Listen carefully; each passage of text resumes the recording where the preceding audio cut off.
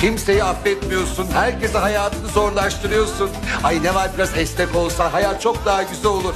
Ama yok, Ömer İplikçi prensip kumkuması. Dik başının derdini çek... Merhaba arkadaşlar, yepyeni haberlerle karşınızdayız.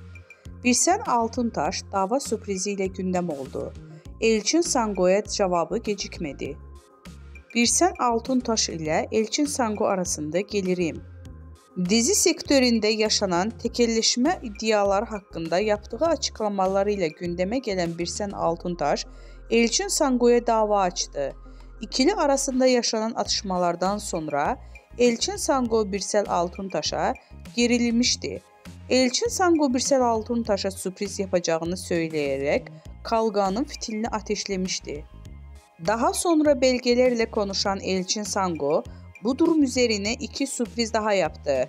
Sosyal medya hesabından Altuntaş'a dava açtığını duyurdu. Birsen Altuntaş'tan cevap. Ünlü oyuncu Elçin Sango dün sana iki sürpriz daha var diyerek Altuntaş'a dava açtığını ilan etmişti. Birsel Altuntaş seninle son kez muhatap oluyorum diyerek dava açmıştı.